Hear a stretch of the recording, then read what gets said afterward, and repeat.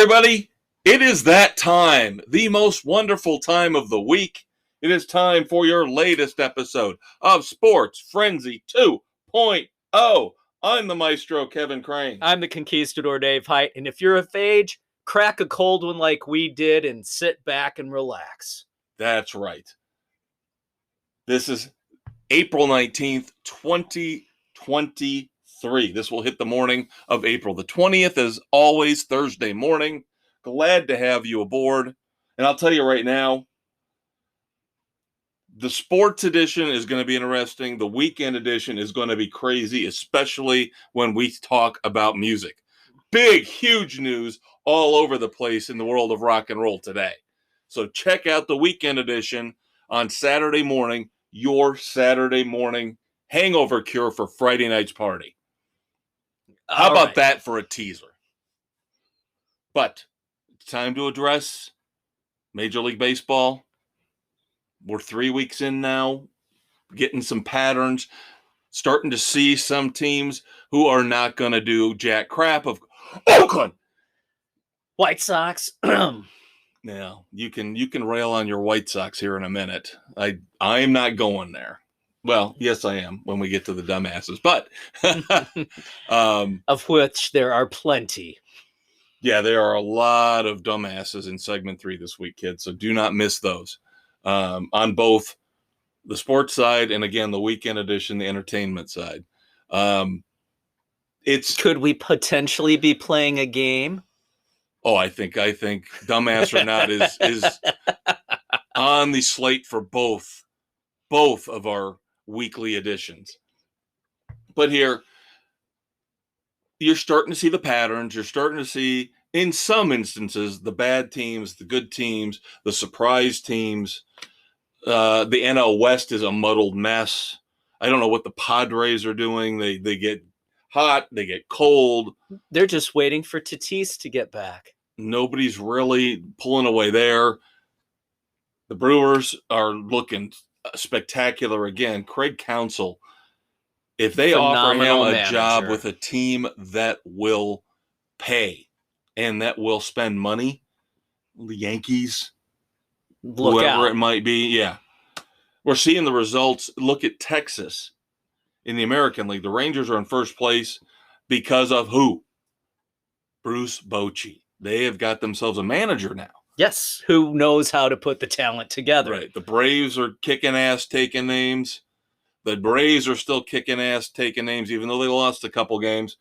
We should note that. We should note, since that happened after we wrapped last week, that the Rays did tie the record. 13 straight wins to open the season.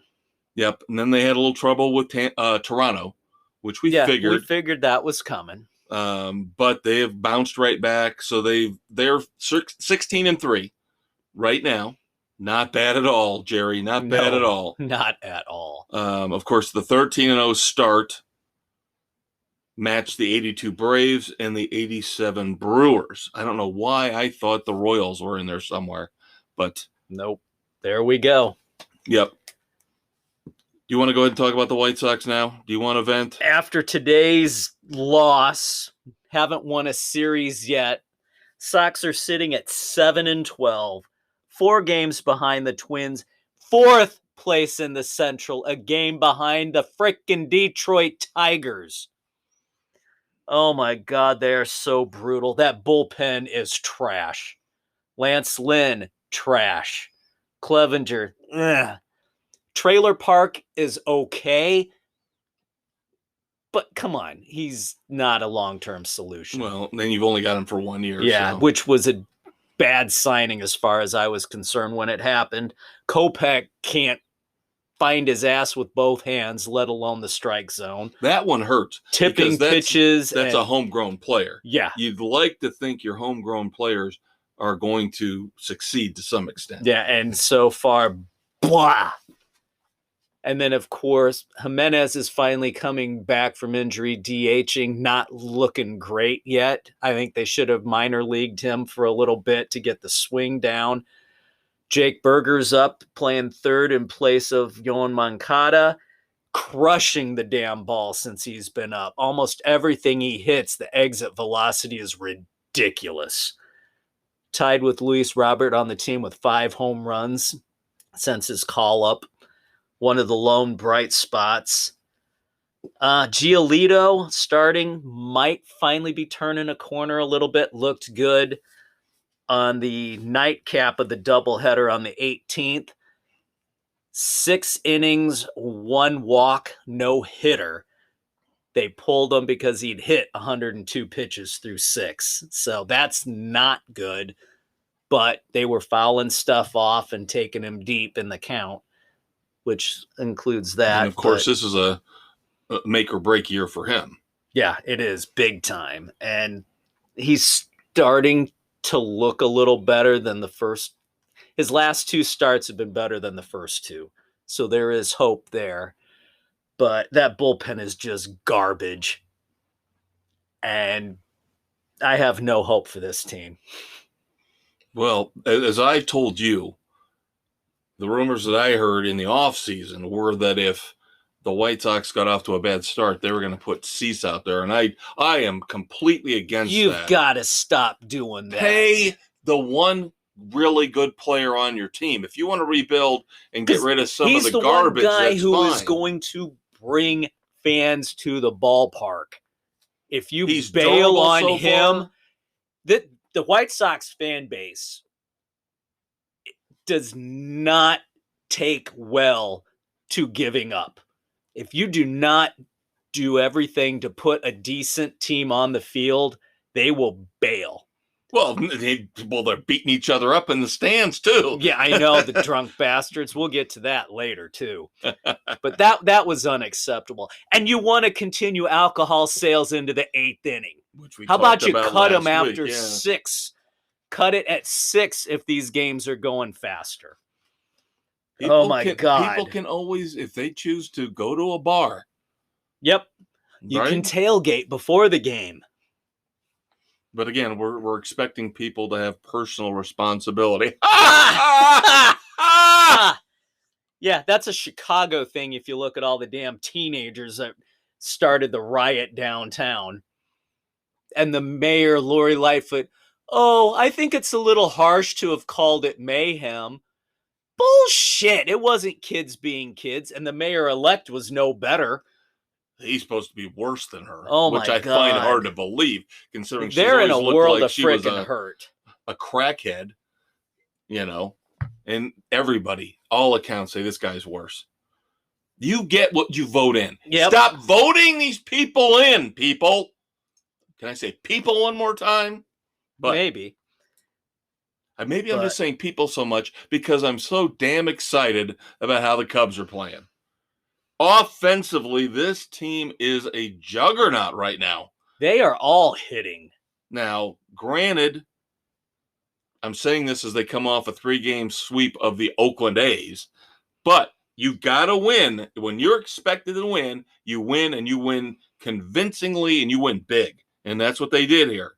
Cubs are 11-6, tied with the Pirates, although the Cubs are percentage points ahead. 2 behind Milwaukee. As I mentioned, Milwaukee's off to a great start. And again, with Craig Counsell, who I love, I think he's phenomenal. And the fact that front office knows how to spend money judiciously, especially on the pitching staff. Yeah. You're dealing with a team that's off to a great start in Milwaukee. And consider the fact that they gave Christian Yelich a huge extension after he won the MVP, and he has been Jason Hayward ever since. Yeah, his bat has completely disappeared. Now, the Cubs handed out a big extension this past week, which I am kind of sticker shock has hit me on this one. $21 million a year. 3 years, well, little under 21, I should 20, say. Right 3 years, around. $61 million extension. So little over 20 a year for Mr. Ian Happ. Yeah. So they must know more than I know. Now, he has become more disciplined at the plate. And the good news is ever since he got this extension the last 5 games or so, he's been tearing it up. But the entire Cubs lineup has been tearing it up. You can name anybody except for Trey Mancini. Of course, he's on my fantasy team. And that's why. But Bellinger, Happ, Horner, Wisdom. Doesn't he lead him and Alonso? He's tied for the lead in home runs. Yeah, with 8 home runs, him and Alonso. The guy is a slugger extraordinaire now. This will be 3 seasons in a row now where he's done this. Again, I don't want the Cubs to do any more deals like this because that takes away our Shohei Ohtani money. And one final note on the Cubs. I'm not going to talk about the Cubs, brag about the Cubs, because you need to at this point. After they enjoy it while you can. Exactly. After they get through the 4-game series in Chavez Ravine this weekend against the Dodgers, I'll probably be humbled. Potentially. But speaking of, I almost put this in the dumbasses, but I don't know, number one, who to call a dumbass. The umpires are only following the protocol. It's not Bellinger's fault, but of course, Cody Bellinger plays the Dodgers here this past week. Gets a pitch clock violation because he took a standing ovation. Of course, former MVP, Rookie of the Year with the Dodgers. Right. They welcomed him back, and he acknowledging the crowd. There's got to be some common sense in the game. Now, I heard it brought up that with the Dodgers coming in to Chicago with Jason Hayward coming back. Oh, God. Are the fans going to welcome him back because of the speech? I wouldn't. If I went to that game, the first game, I'm sure that's the one where they would do it. Yeah. I wouldn't. Sorry, I wouldn't. I'm bitter. That man got paid a boat ton of money. He stole so many millions from the Cubs and we're still paying him. One more year. We're still paying him this year. Speaking of pitch clock violations and rule changes, Rob Manfred just can't take a little bit of the accolades, a little bit of the good vibrations, and walk away. Drop the mic and walk away. Take the win. But no. We have more experimental rule changes in the Atlantic League, which is the testing ground for all of these rule changes MLB is thinking about implementing. We're looking at a designated pinch runner, possibly. Oh, come on. Where you could put a pinch runner in without losing the hitter's spot. He could still stay in the lineup. This is getting ridiculous. That is no. This one I kind of like. I think the pinch runner is a trash idea. That's a trash idea. I agree.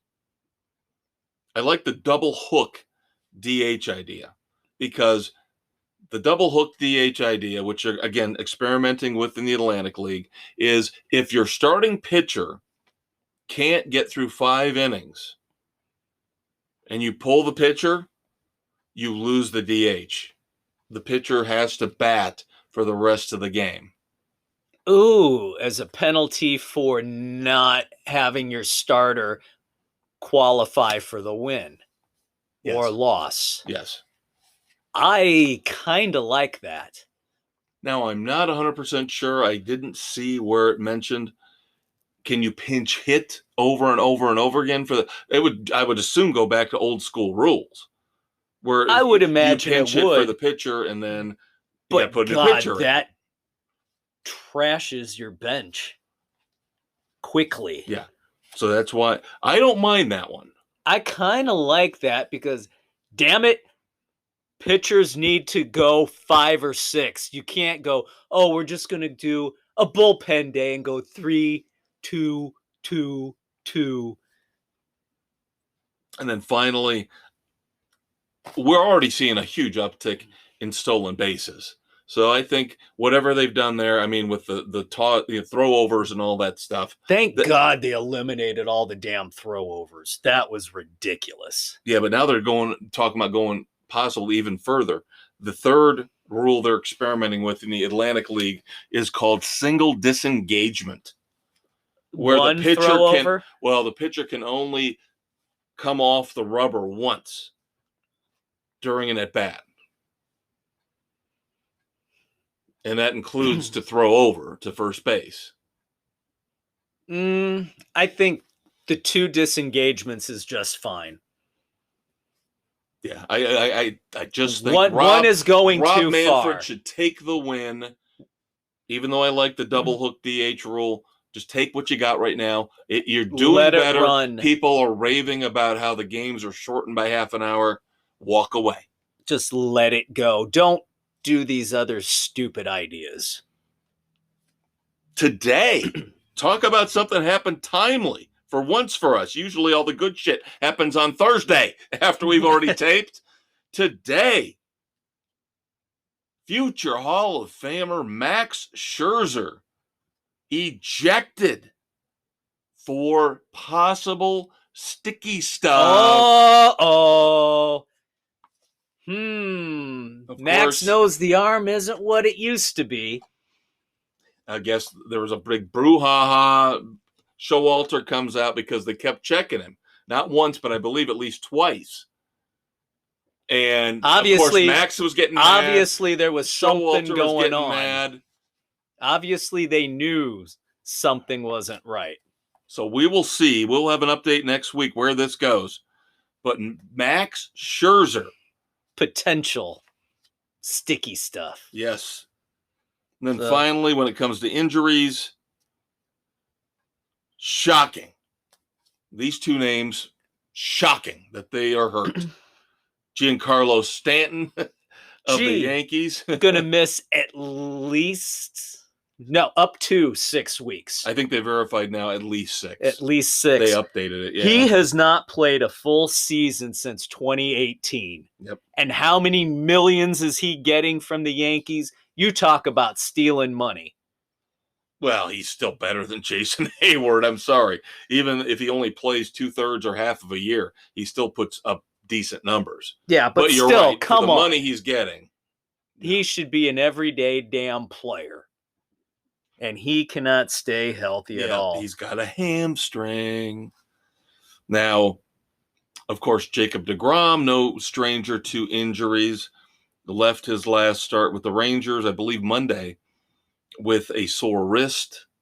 But updated today, he seems to think he's okay, and he seems to think he will make his next start this weekend for the Rangers. So we'll see. We'll see. But deGrom and Stanton are injury plagued. Yes.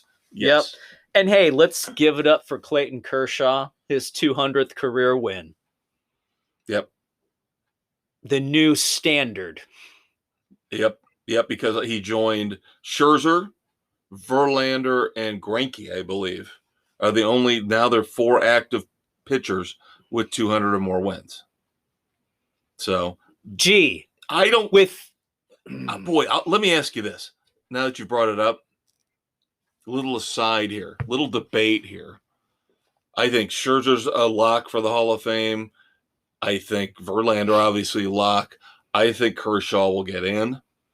I don't think he's as good as the other 2, but do you put Zach Greinke in with 200 wins? Boy, that's...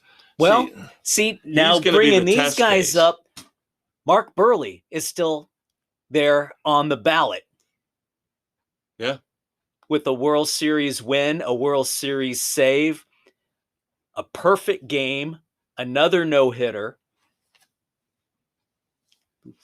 How many years in a row did he go pitching over 200 innings?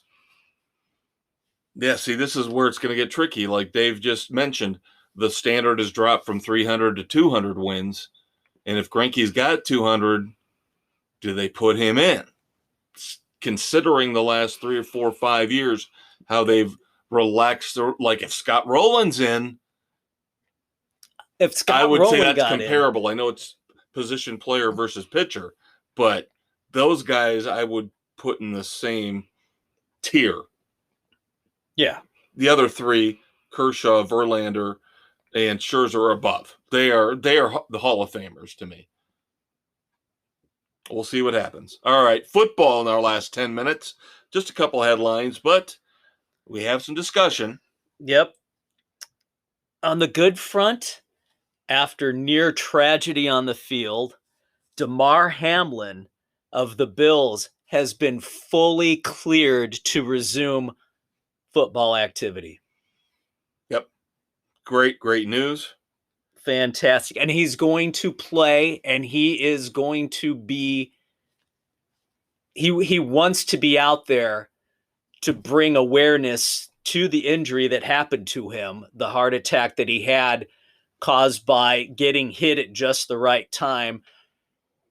He is making the major push to get the AED devices, the defibrillators, at all sporting events, including high schools everywhere. That has become his new mission. Good for him. And again, going back months and months, shame on all those conspiracy theory idiots. Yeah. Who thought he was a body double. Right. Morons. Now, I guess this is more good news if we want to look at it this way. Dan Snyder is finally, possibly, maybe on his way out. Yeah, but I hate the fact that the fucker's getting paid. Yeah, he's getting paid a shade over $6 billion. How much does he owe his co-owners?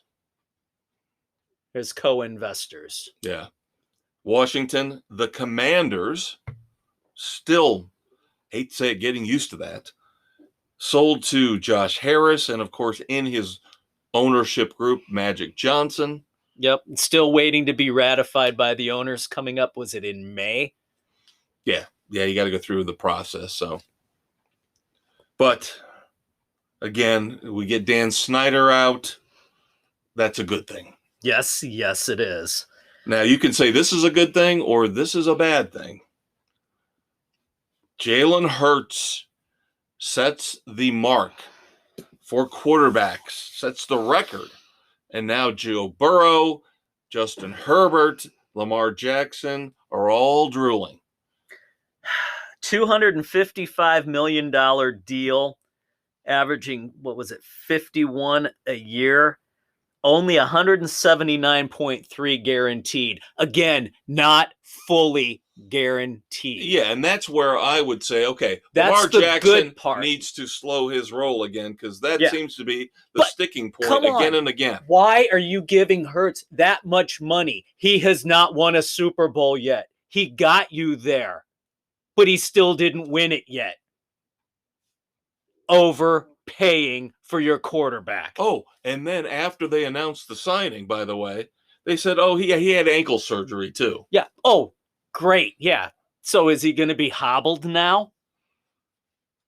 Yeah, this is a really interesting situation. Really interesting because I know Joe Burrow hasn't been to a Super Bowl. I know Justin Herbert hasn't been to a Super Bowl. Lamar Jackson has not been to a Super Bowl, but he has an MVP. So? Well, but Burrow had the one injury, but he bounced back completely from it. Herbert's been clean in terms of injuries, but Lamar, has been dinged up, and then he had his little hissy fit here at the end of last season. You know how I feel. I would not pay Lamar Jackson. I wouldn't. No, I wouldn't either. I wouldn't have paid Hurts this much money either. See, that's what I was just going to say. That this doesn't bother me as much, number one, because the guaranteed money is not close to fully guaranteed. So that's kind of okay, Jalen Hurts is getting a big deal, but an FU to Lamar Jackson. Again, he should have just got an agent to talk some sense into him. He is a moron. So I just cannot wait to see the deals. Joe Burrow's going to get more than this. Herbert might not get quite as much, but close. But maybe Joe Burrow's going to get more than this. Everybody knows Joe Burrow, if he stays healthy, is the next 10 years in Cincinnati. I mean, that guy is going to win a Super Bowl. He is going to. You would hope. All right. News out of Miami with Tua. The quarterback Tagovailoa said that he mulled over retirement, discussing it with the family. He says he's not ready yet, and he's been told that the concussions he's had, the doctors are saying you're not at the point yet to have to worry about CTE. And so he's taken time this offseason learning how to fall when he takes the hit to try and avoid the smashing his head on the turf and everything else. Probably a good thing to do. I'm interested to see what these new helmets are going to do.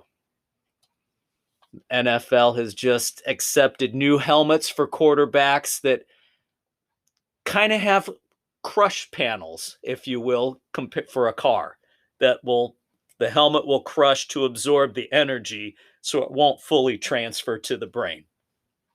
It's a step in the right direction. And here I thought you were all excited when you were talking about, let's go to the Dolphins. I thought you were going to talk about the chosen one. New weapon for Tua. Third receiver in the mix. Used to be just Robbie Anderson. Now he is, of course, chosen Robbie Anderson, his new name. Yeah. Where's Meta World Peace when you need him, right? No kidding. I don't know about this one. It's another prima donna head case who we probably won't be able to rely on. And somebody who never, ever really fulfilled their potential. No. Good season here, good season there, but everything in between has been crap.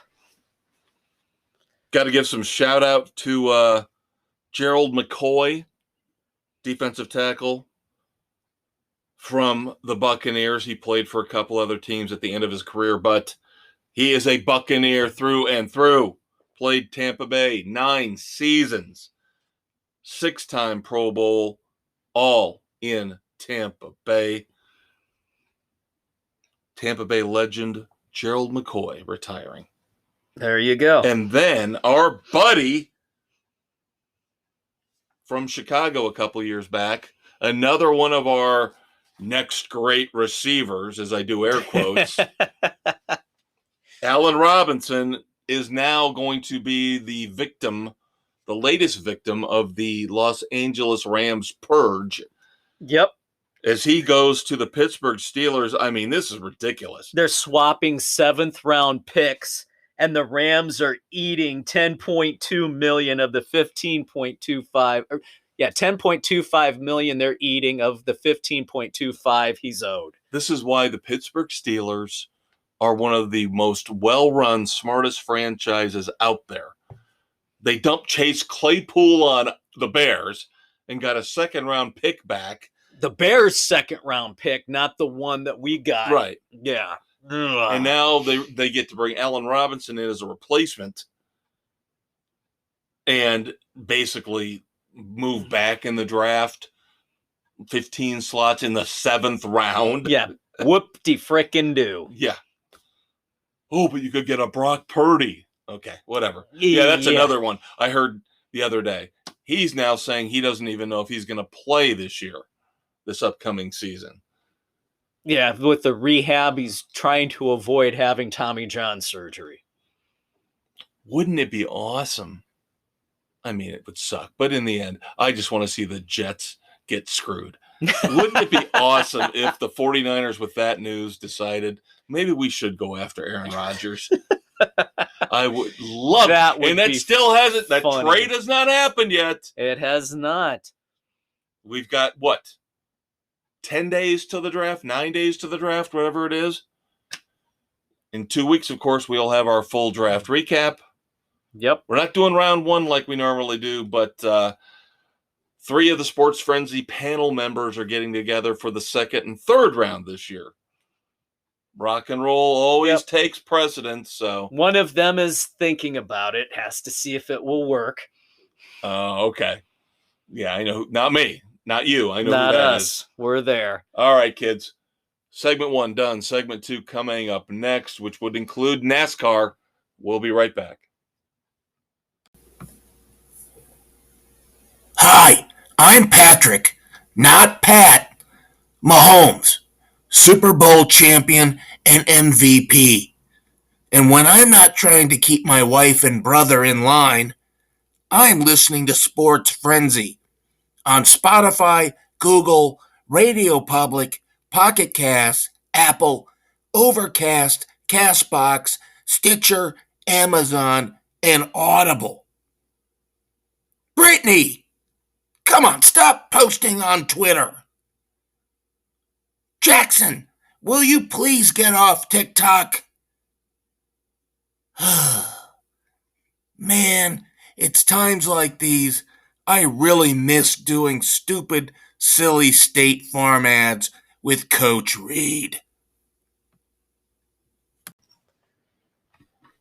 Hey kids, it's April 19th here as we record segment 2 of Sports Frenzy 2.0.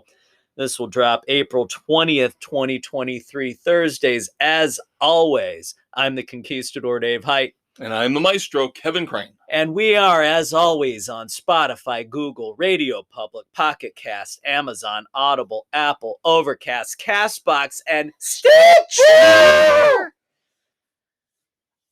NASCAR time. Rev up the engines. We have our Martinsville recap.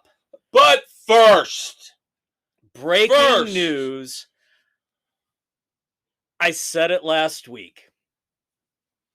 Kaulig Racing got hosed by NASCAR's appeal panel. Their penalty was upheld, while Hendrick got all their 100 points back. Kaulig got the exact same penalty for the same thing. This week, NASCAR went to the head of the appeals board and said, you have to make this right. Fair is fair. Give Kaulig Racing their points back. And lo and behold, they did. I called on NASCAR last week to do the right thing, and a week later, we have it. Sports Frenzy can change the world, Dave! Boom! Confetti. Congratulations. Kudos to you. I am so proud of you. It's about damn time.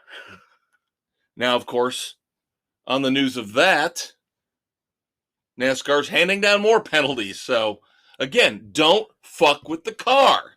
Exactly. Kaulig and Hendrick should have had the penalties upheld for what they did. But at least both are treated fairly in the end. This week's penalty goes to Richard Childress Racing, their favorite son, or what, grandson? Yeah, Austin Dillon. He gets nailed for infractions at Martinsville, which we, of course, will talk about here in a second.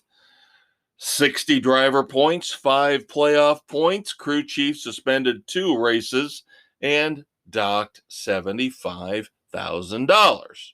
And what did they manipulate on the car? I don't know. I don't know. Dave, I'm limited on time now.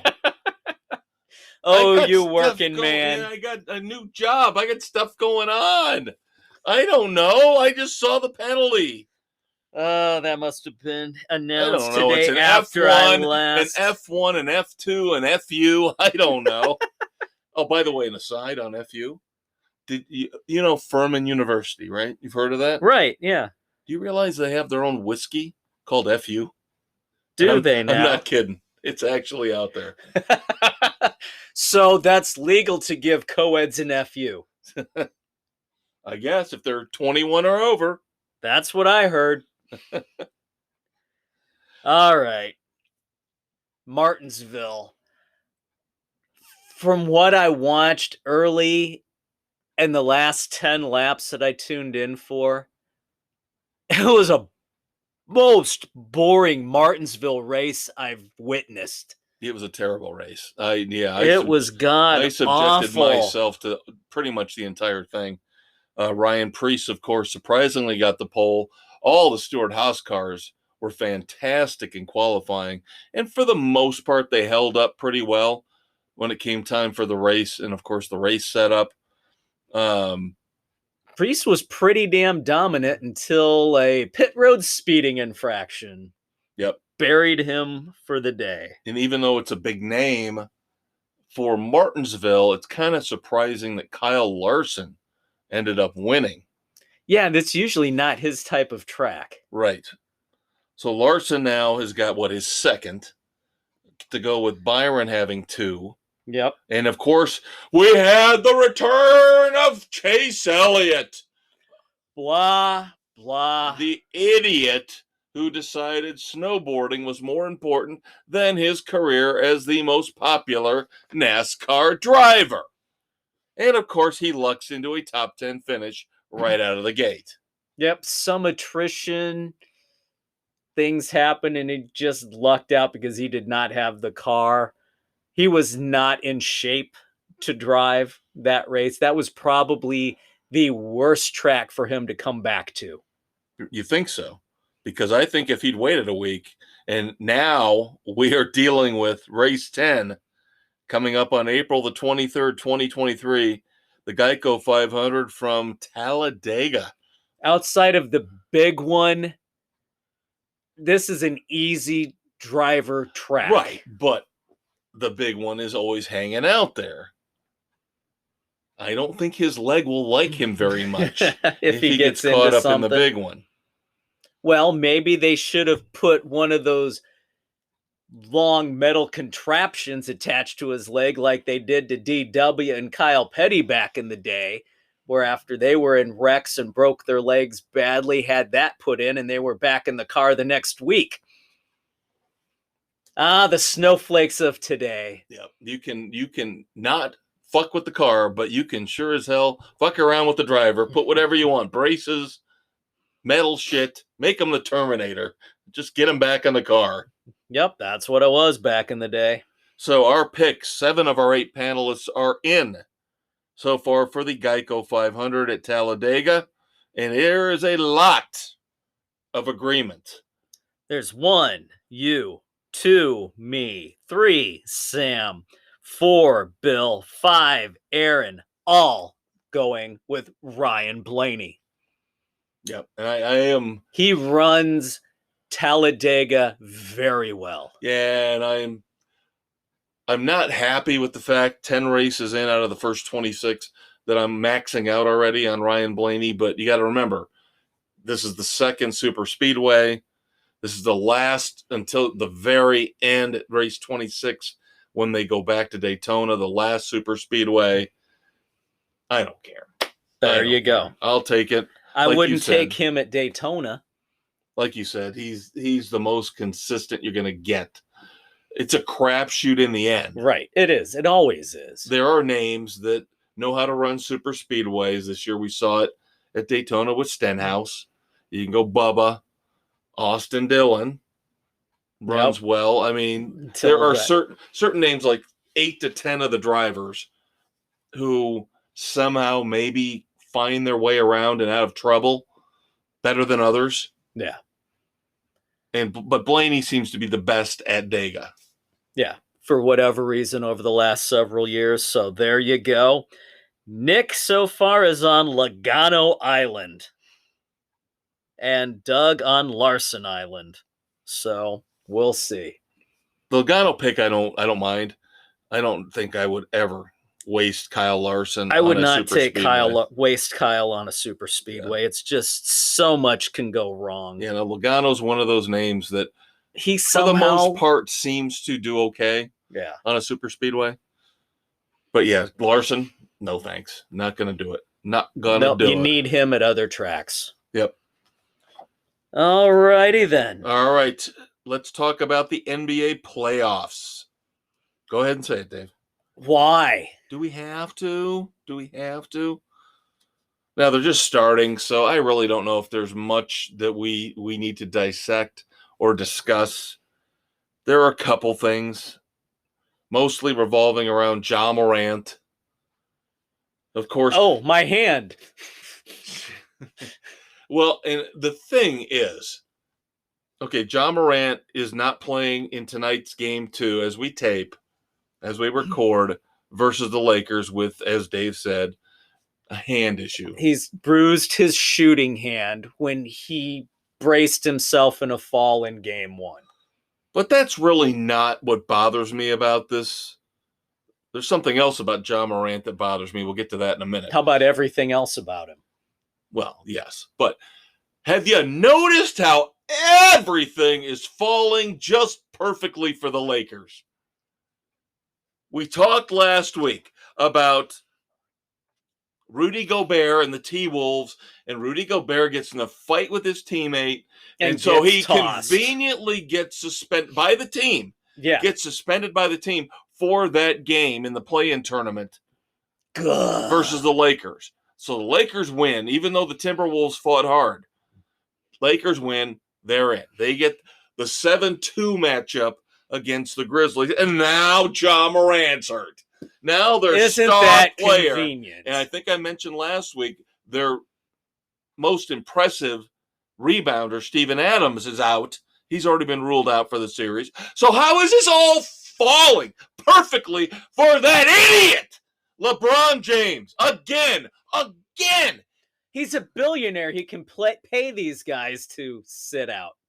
Oh, This wait, did I crap say that out never loud? happened with Michael Jordan. He always fought these teams at full strength. Whether it was the Pistons, the Jazz, whoever it was. There was all of a sudden, all these miraculous injuries just happen to be on the teams that the Lakers are playing. It's frustrating as hell. Now, if you look at the other team with a lot of big names who underperformed this regular season, that would be the Golden State Warriors. And now, as I heard, I will not take credit for this, even though Dave knows I love my WWE. I will not take credit for this, but Draymond Green, again in trouble, suspended for game 3 against the Sacramento Kings for pulling a Seth Rollins and stomping Domantas Sabonis. Now, there have been people going back and forth about this. This saying is what Sabonis grabbed he his never leg. should have grabbed his leg, putting him off balance. Green, his momentum, the foot that was free, he had nowhere else to step. The problem I had with it was how much force he jumped off of him with.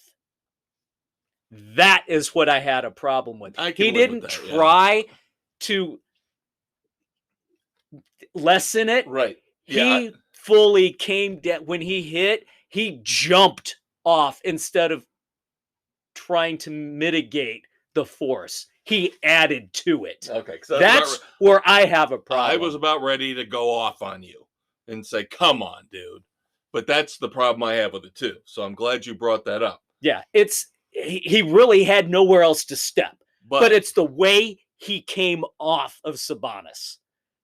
Fully coming down as the stomp, putting his full weight jumping off of him. Again, that's what I have a problem with. Yeah, again, won't take credit for this, but somebody compared it to bouncing off a trampoline.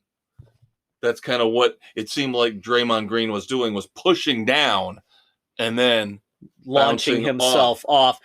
He could have tried to slide off or take the weight off on the other foot and hop away. But Sabonis is just as guilty for it happening, for grabbing his leg. He never should have done that. And there were people who were saying there's a little bit of melodrama there with Sabonis declaring he had to go for x-rays afterwards. Yeah, well, Green also went for x-rays on his ankle for having it grabbed. I know. Jesus. Bunch of namby-pamby NBA players. Is this the NBA or as the world turns, man? Or is it frickin' soccer? Oh, my Lord. Let's go back to John Morant for a second.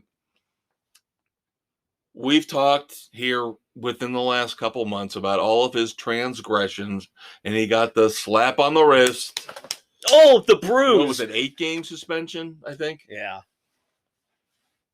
And, of course, one of the incidents that led to that was a basketball pickup game at his house where there was an altercation where he and his entourage supposedly repeatedly punched this teenager in the face. Who came over to play. Well, now Ja Morant, again, who is advising this kid? Who is advising him? Idiots and morons. Is going to countersue the teenager for slander and assault because the teenager, supposedly in this countersuit, started everything by, in frustration, throwing the ball very hard at Ja Morant. And of course, Ja Morant's lawyer, in typical dirtbag fashion, well, we don't know. If Ja Morant hadn't been paying attention and that ball had slipped through his hands, it could have hit him in the nose, broke his nose, affected his breathing, maybe damaged an eye, and destroyed the rest of his NBA blah, career. Blah, blah. And You're playing a damn everybody hates lawyers. Game. You're playing a pickup game. Stupidity. This is another situation like we talked about in segment 1 with Rob Manfred. Just take the W and walk away. In this case, Ja Morant needs to take the L and walk away. He served a very minor suspension for all of this. Not just this, but of course other incidents, the strip club, gun brandishing video, the taunting, him and his posse again, taunting the Indiana Get Pacers away from the staffers. moron hangers on. You do not need them. They will bleed you dry and ruin your life and career. And I thought all these major sports now had ex-players who were paid by the leagues to lecture kids coming in from college on what to avoid, on the evils and the dangers of the pitfalls of the sleazy women who are just out for your money, the hangers-on, like you said here with Ja Morant. Oh, and here, I'm not calling. And we haven't even got into the dumbasses yet. I'm not even going to call this a correction because we did nothing wrong when we reported this initially. We reported the facts. But the media got it wrong. Shawn Kemp, former All-Star with the Seattle Supersonics. If you don't know who they are, kids, look them up. We reported there was some gunplay in a mall parking lot. Initially, Shawn Kemp was detained and arrested. Then they said, no, nothing going on here. They let him go. Now he has been charged, thanks to video footage, with first-degree assault. Oh. He did shoot into a car 3 times. Marte, Tacoma Mall. News reporting, getting things wrong without having all the facts. There's a shock. Gotta be first. We don't care if we get it right, but we have to be first. And that hosed us on the facts as we were trying to report them. Yeah, I don't think it hosed us. I think we were reporting what we were getting secondhand from the media. Yep. And now the damning thing here, again, along with video footage that could cause Shawn Kemp a lot of trouble, is he had a text that he sent to somebody that basically, paraphrasing a little bit here, but not much, I'm about to shoot this MFer. That's not a good thing. Well, now watch, the lawyer's going to go, he said about to. He didn't say he was going to definitively shoot this MFer. No, but the video shows he actually fired at him. And Shawn Kemp, of course, from the area here where we record Sports Frenzy, so we know a little bit about him.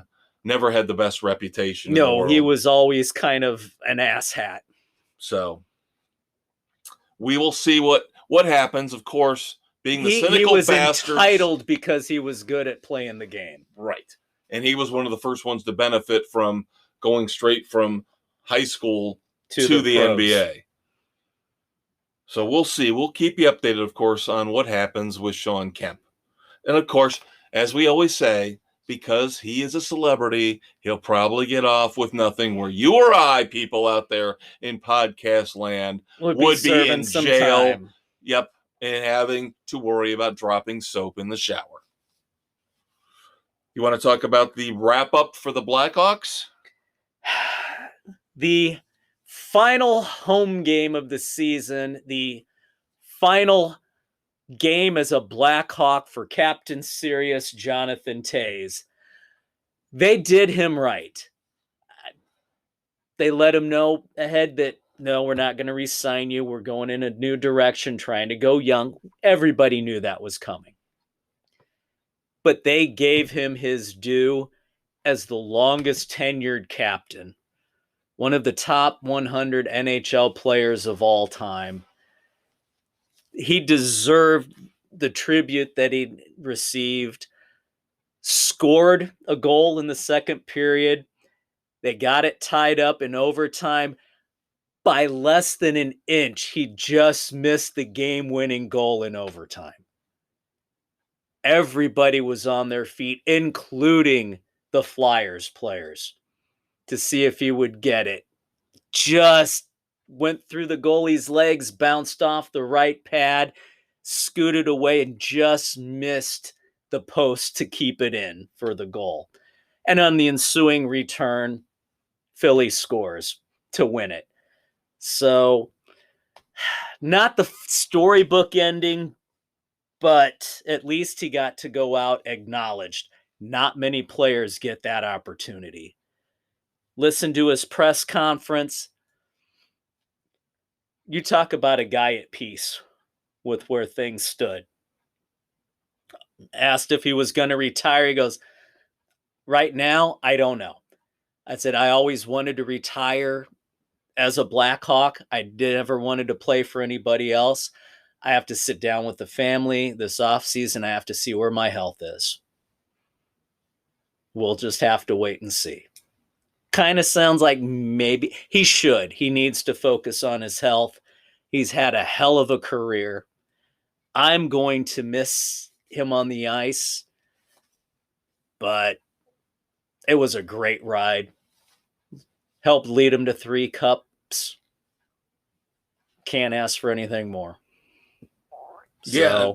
I was actually shocked to see he played in the last game. Yeah, he came back for the last few, and upon his return in the last bit, won almost 80% of the faceoffs that he took in his last handful of games, which is unheard of. And he's always been one of the top faceoff guys in the league, but he really went out on top in that regard. So, well, if it makes you feel any better, I'm not trying to. But they tied for second worst record or worst points with Columbus at 59, and Anaheim the worst with 58. So there you go. Well, and again, going back to my propensity to listen to New York sports radio, I don't think it'll make you feel better.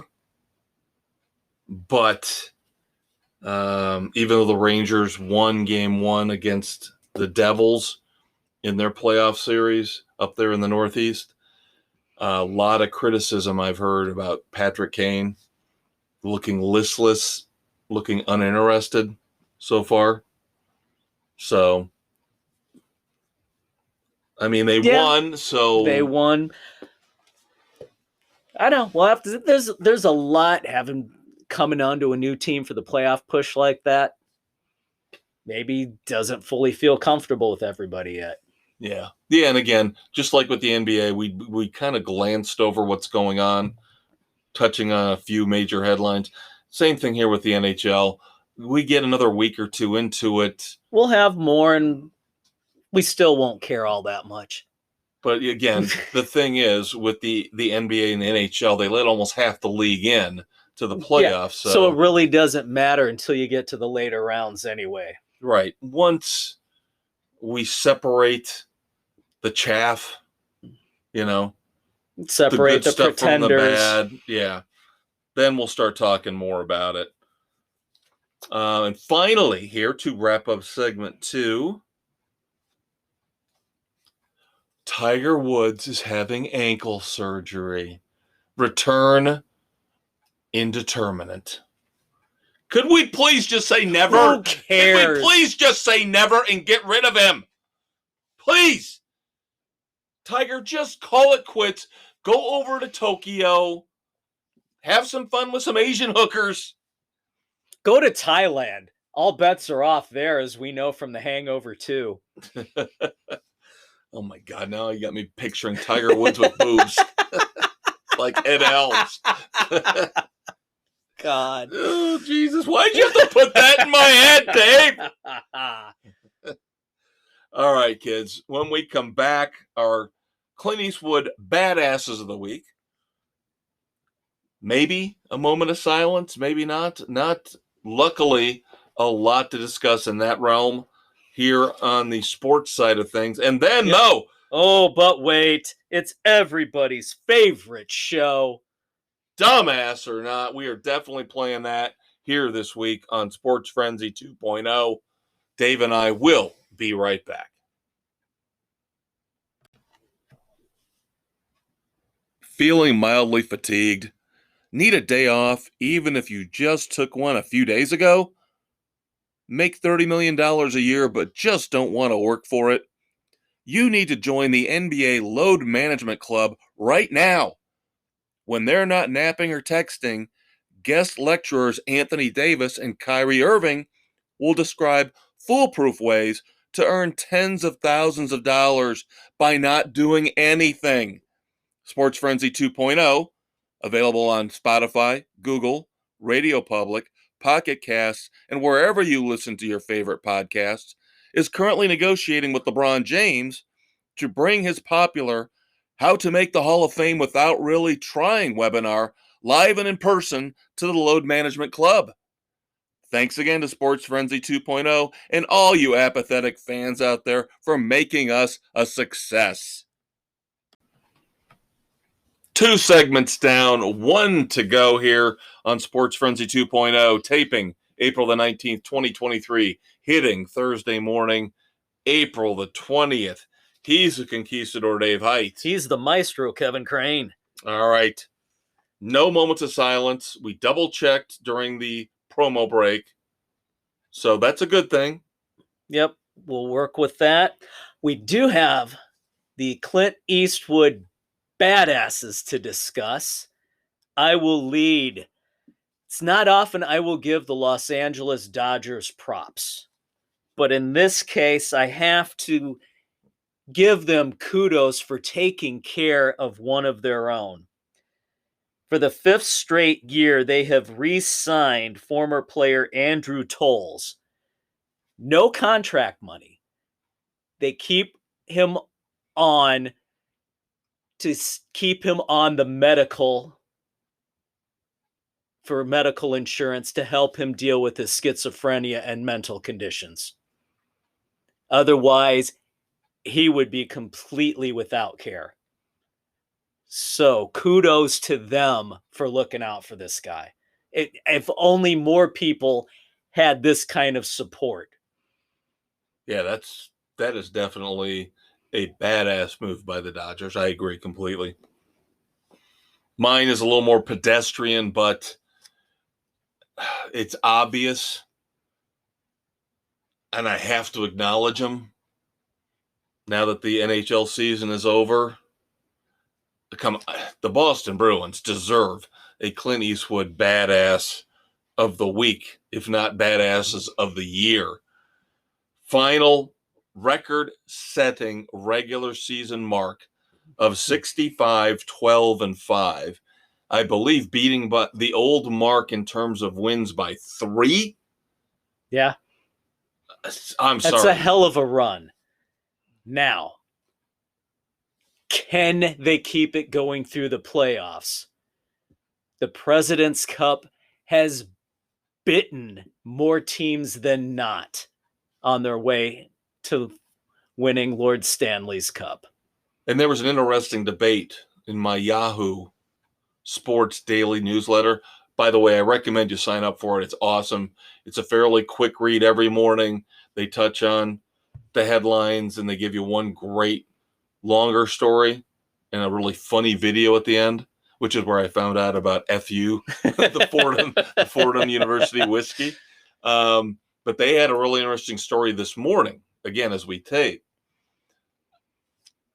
Does the 65-12-5 regular season, because it is so impressive, we can't discount it. We can't make it mean nothing, even if they lose somewhere along the lines in the Stanley Cup playoffs. So that's an interesting debate, interesting thing to discuss among your sports friends. It's like the undefeated Patriots losing the Super Bowl. Yeah. How many people really remember the fact that they were going to be undefeated? Or do they just remember the fact that they had Randy Moss and they lost that Super Bowl? The 1 year Tom Brady had a stud receiver. Yep. But nobody seems to remember they were undefeated. And they lost on one of the flukiest plays in the history of the NFL.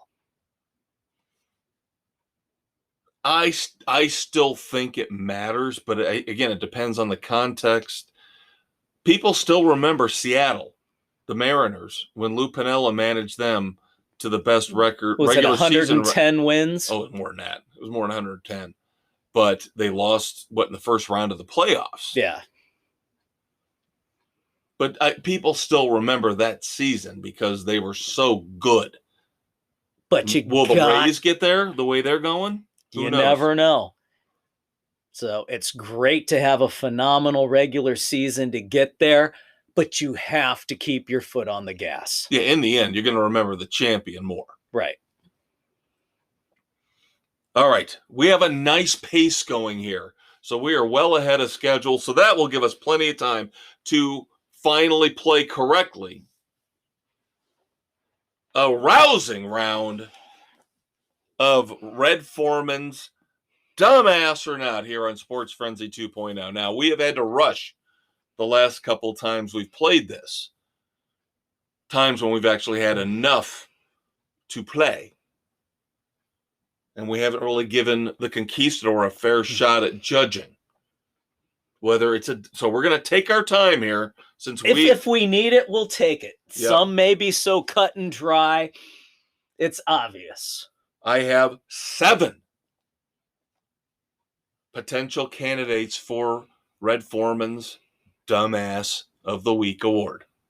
Let us begin. Let's start off right away. Let's do a haymaker. Let's throw a haymaker at Dave right away. His own beloved White Sox. Dumbasses. We talked about Mike Clevinger. Trailer Park. He does not get it, Dave. He does not get it. He does not. The man is a fucking moron. Why do you think I call him Trailer Park? I feel like I'm going to win this one, but... All you had to say was Clevinger, and I agree he's a dumbass. Well, here's why he is a candidate for Dumbass of the Week. Doesn't get it, again. After all of the domestic abuse allegations and everything he went through, here recently over the last week or two, he decided to use as his walkout song Kanye West's Gold Digger.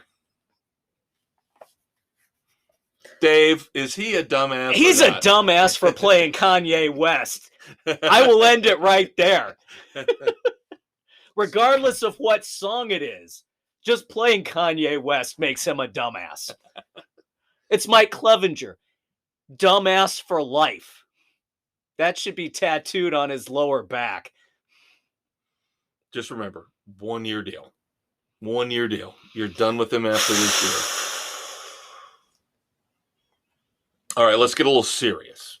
We'll shift around, go back and forth. The WTA, World Tennis Organization, to end their China boycott in September, despite the fact that we still don't know what has really truly happened to one Peng Shuai. I don't think it's women's tennis. I think it's the World Tennis Organization, but we're talking about the women's side here. So please forgive me if I'm not getting that 100% right. But why would you consider going back there without having any finality? Money, money, money, money. Dumbass! Money. So 2 for 2? 2 for 2. All right. Now this one's easy. This one's easy. And again, not trying to dig on you because it involves a Detroit Tiger and they've moved ahead of the White Sox. But back on April the 13th, almost a week ago, just missed last week's episode, one Javier Baez Dumbass. was benched by the poor, unfortunate manager who we all know is a great manager, AJ Hinch is effed with the Tigers. And look, he's got him kind of playing good now. Starting to, but Baez deserved to be benched for not knowing how many outs were in the inning. See, kids, I didn't even have to tell the whole thing. Dave knew. I knew. Complete dumbass. He's done that crap when he was with the Cubs. The guy's head is not in the game 100% of the time. And he needed to be benched. Messages have to be given by the manager to the players when they make dumbass decisions on the field. If they underperform, if they screw up royally like he did, you have to get the message across. You're not going to put up with lackadaisical play. Yeah. To set the scene, he was on second base. Teammate popped up, I believe, to shallow center instead of hanging close to second base because he thought there were 2 outs. Right. There was only 1 out. So he was lazily running around third, heading for home. Again, not realizing there was only 1 out. He thought 2. Yep. So he's rounded third when the ball is thrown in and he's doubled up. And again, kudos to AJ Hinch, and I feel so bad for him. Again, a great manager, one of the top. Hey, kudos to him for having 8. the balls to sit Baez, who we know is a frickin' head case. Yeah, he is still one of the top 7 or 8 managers in baseball. And he's just stuck with that miserable team. Until they get one big contract off the books. All right. We've talked about the woeful Oakland Athletics. We all know the situation. They're not drawing fans. We talked about that. They're a glorified AAA team. The Cubs just swept them. That should tell you how good they are. Not. When the Mets recently visited the Oakland Coliseum to play the A's, of course, the New York commentators, including Ron Darling, who's no darling, by the way,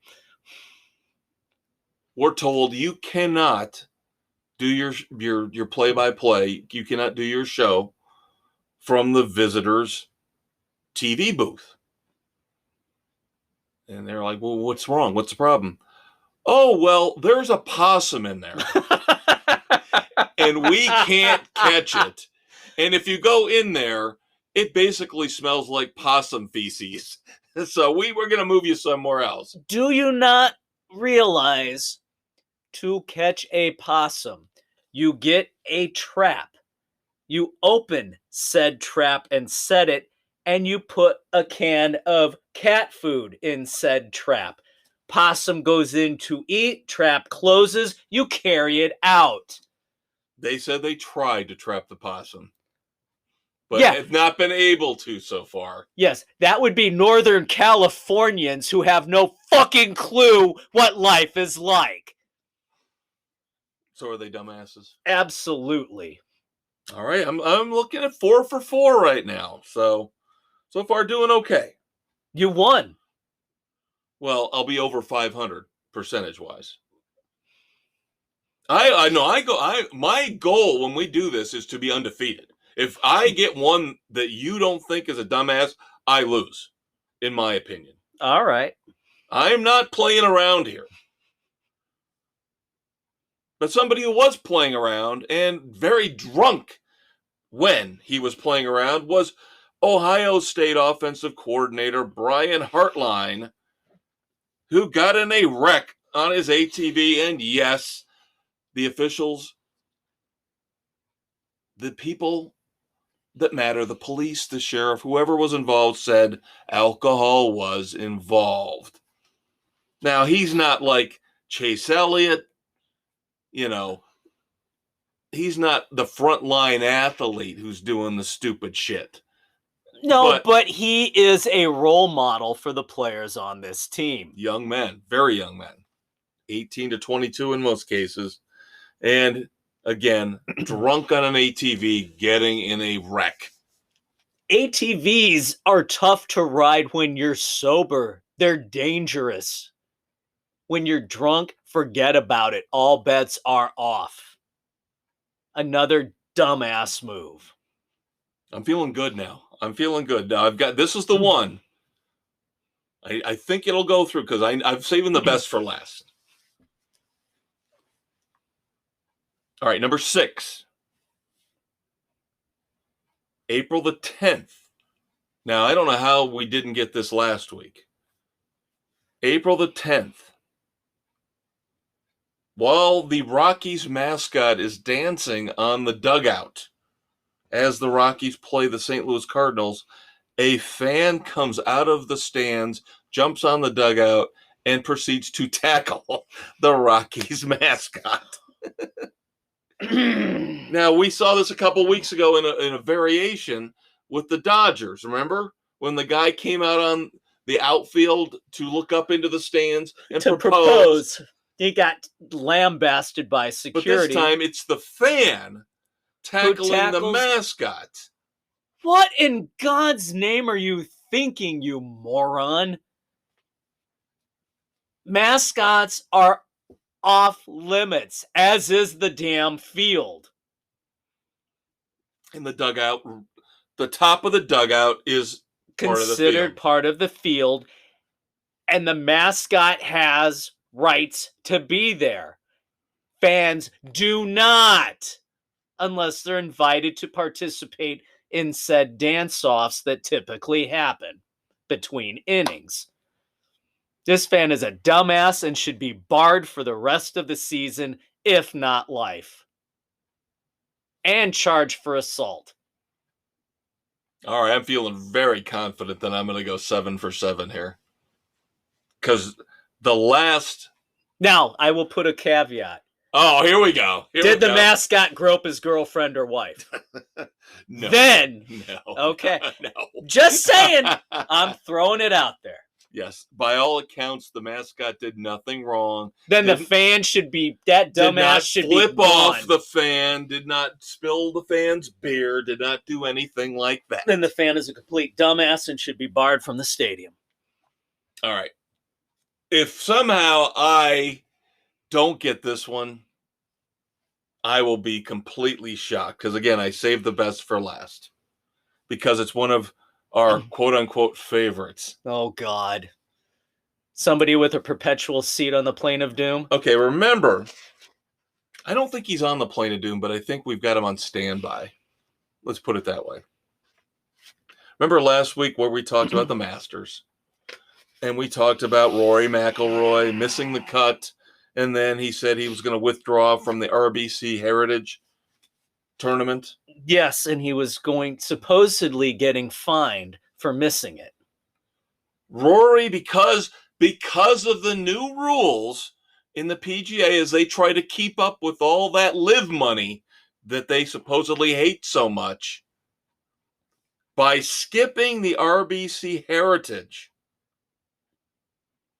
Rory has now skipped one too many, quote-unquote, designated events.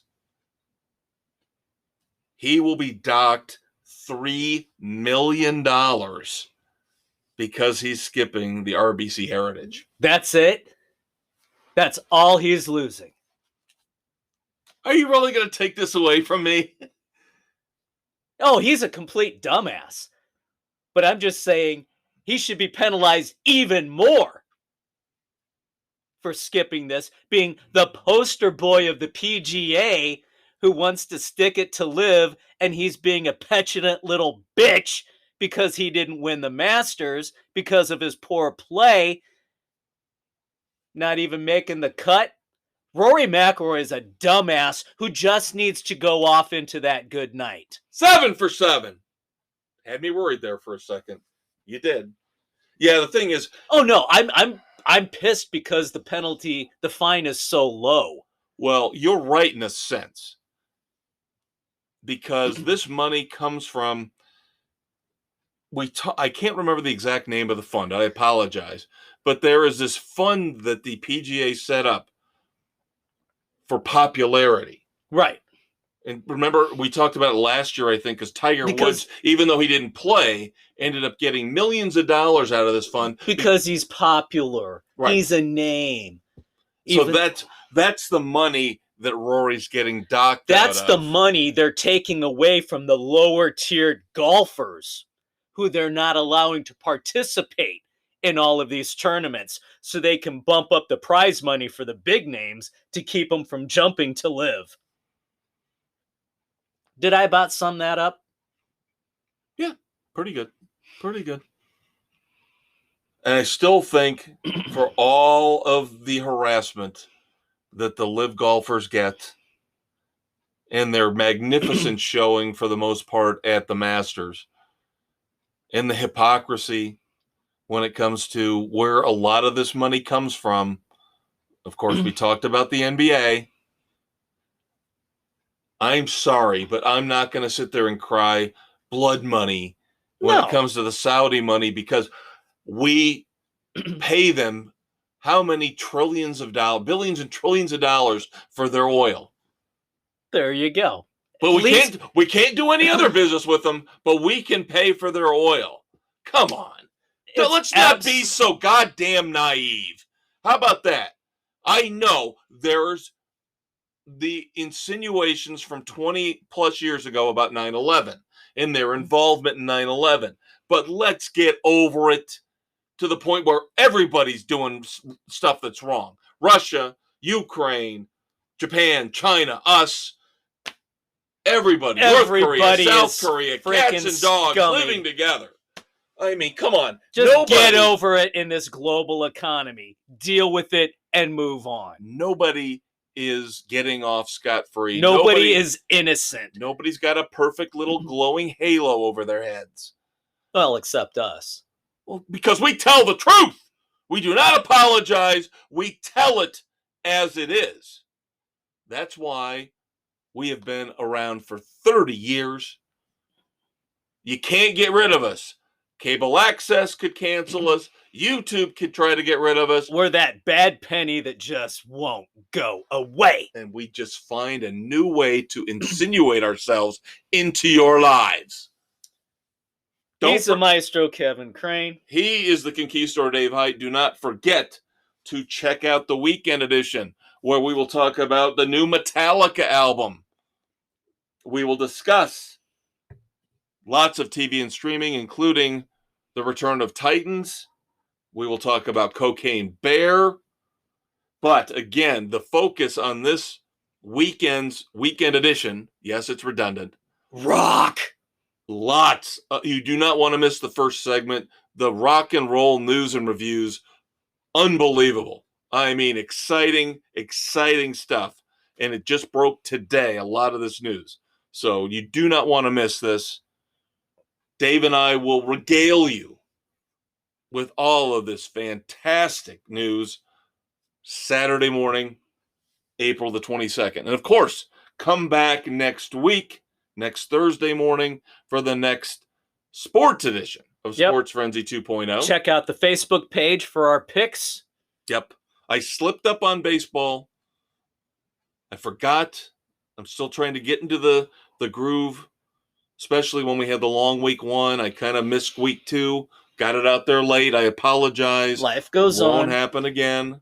It's before week 3 starts, so we're fine. Yep. NASCAR picks, of course, are always out there. And, of course, you will always find a link to every podcast episode on the Facebook page. All right, kids, take care. Dave and I are going to take a break, go drink some cheap whiskey, record the weekend edition to cure your hangover. Ironic, isn't it? Yes, it is. Take care, kids. We will see you Saturday morning. Bye.